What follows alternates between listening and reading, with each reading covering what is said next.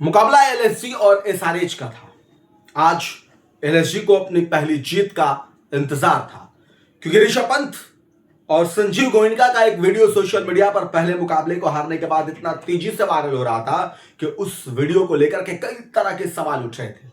हालांकि उस वीडियो पे सवाल उठने के बाद से संजीव गोयनका ने एक दूसरा वीडियो बनाया बाकायदा और उन्होंने ये बताने की कोशिश की उस वीडियो के जरिए कि पंत कप्तान के साथ सब कुछ ठीक है, वो जो डांटने क्लास लगाने की बात की जा रही है वैसा नहीं है। लेकिन आज एसआरएच के मुकाबले में सोशल मीडिया पर गोयनका साहब फिर से एक बार वायरल हो गए। यानी गोयनका साहब इतने वायरल हो रहे हैं जितना कि आज के डेट में भारत के वो सेलिब्रिटीज हीरोइन नहीं हो रही होंगी, जितना हर चंद सेकंड में गोयनका साहब हर मुकाबले के बाद एलएसजी के मुकाबले के बाद वायरल हो जा रहे हैं। क्योंकि और वायरल सोशल मीडिया पर इस तरह हो रहे हैं, कभी कभी उनकी ऐसी ऐसी चीजें आ जा रही हैं जिसको लेकर के हर तरह के लोग, हर तरह के फैंस अलग अलग सवाल उठा रहे हैं।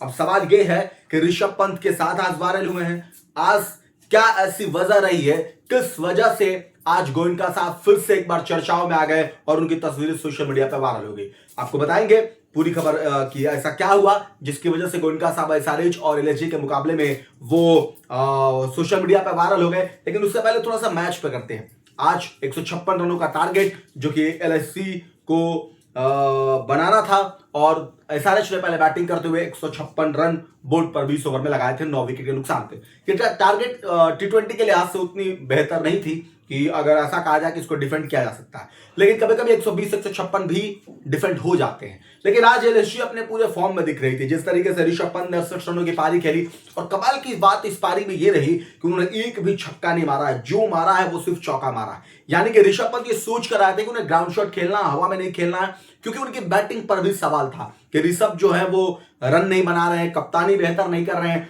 तो वो जो सवाल था उसका जवाब भी देना है और अपने परफॉर्मेंस में सुधार भी करना है। इस वजह से ऋषभ पंत आज जो उन्होंने बैटिंग की है वो बहुत ही शानदार बैटिंग की है। और ऋषभ पंत के अलावा जो मार्करम साहब है, एडम मार्करम, उन्होंने भी आज भी बहुत बेहतर बैटिंग की। तो कुल मिलाकर अगर देखा जाए एलएसजी को, तो आज एलएसजी कुछ अपने फॉर्म में थोड़ी सी दिखी और थोड़ी सी अपने लय में दिखी और इस वजह से एलएसजी ने आज 156 के बदले 160 रन बनाए। और कुल मिलाकर के मोहम्मद शमी की शानदार गेंदबाजी, पहले ओवर में विकेट दिलाना, विकेट टेकिंग गेंदबाजी करना, और वो उन्होंने निश्चित तौर पर उन तमाम आलोचकों के मुंह पर जवाब दिया है जो लोग कहते हैं कि शमी फिट नहीं है और शमी टीम इंडिया में अभी उनकी जगह नहीं बन रही है। क्योंकि शमी अपने परफॉर्मेंस से सबको, निश्चित तौर पे परफॉर्मेंस से सबको वो उनकी लोगों की बोलती बंद कर रहे हैं, उन आलोचकों को जो उनको लेकर के सवाल उठाते थे।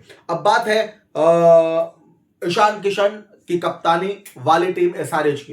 एसआरएच का प्रदर्शन थोड़ा सा डगमगा हुआ है। या तो आप ये कह सकते हैं कि बैटिंग परफॉर्मेंस जो एसआरएच को देखकर हमें लगता था कि 200-250 रन बनाएगी, वो एसआरएच अगर 156 पे आ जाती है तो निश्चित तौर पे आप बैटिंग उस लेवल के नहीं कर पाया जैसे आपको करनी चाहिए, या एलएसजी ने गेंदबाजी बेहतर की है।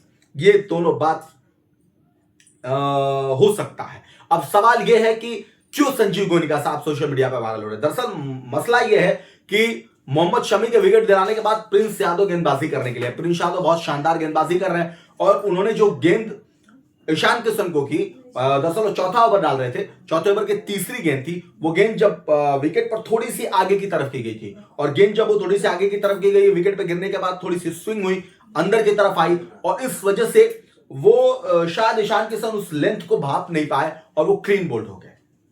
ईशान किशन का आउट होना ये बहुत कुछ बता रहा है, क्योंकि जिस तरीके से ईशान किशन ने पूरे वर्ल्ड कप में बैटिंग की है, अभी भी एसआरएच के लिए जिस तरीके की बैटिंग की है, वो बैटिंग इस बात की गवाही दे रही थी कि अगर ईशान अकेले खड़े हो जाते तो 200 रन का टारगेट सेट हो जाता। और इसीलिए पहली रणनीति में यही बल्लेबाज रहते हैं किसी भी गेंदबाज की, कैसे इनको आउट करना। प्रिंस यादव ने वो गेंदबाजी की जो वो लेंथ को नहीं पकड़ पाए, आगे की तरफ गेंद थी, गेंद जाके स्टंप से टकराई, क्लीन बोल्ड हो गए और क्लीन बोल्ड होने के बाद पवेलियन की तरफ चल गए। लेकिन प्रिंस यादव की इसी गेंद पर जैसे ही ईशान किशन क्लीन बोल्ड हुए, गोयनका साहब ने पॉकेट से तस्वीर निकाली, माथे पे रखा और चूम लिया, जैसे वो इंतजार कर रहे हो, यानी कि वो दुआ कर रहे थे, वो इस्तेकबाल कर रहे थे, वो ये कर रहे थे कि भगवान जल्दी से ईशान किशन को आउट कर दिया। और तिरुपति बालाजी को बहुत मानते हैं, कई बार उन्होंने सोशल मीडिया पे बात मानी भी, स्वीकार भी की है। और इसी वजह से ईशान किशन के आउट होने के बाद उन्होंने फोटोज निकाले, फोटोज को उन्होंने माथे से लगाया, चुमा,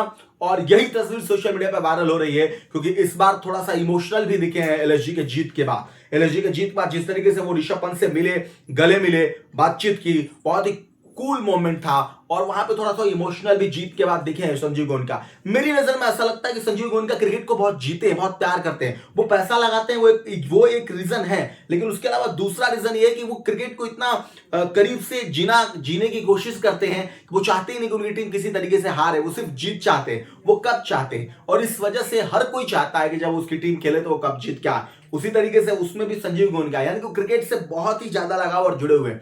और यही तस्वीर जो सोशल मीडिया पर वायरल हो रही है, आप इसे देखने के बाद क्या कुछ कहेंगे कमेंट करके जरूर बताइएगा।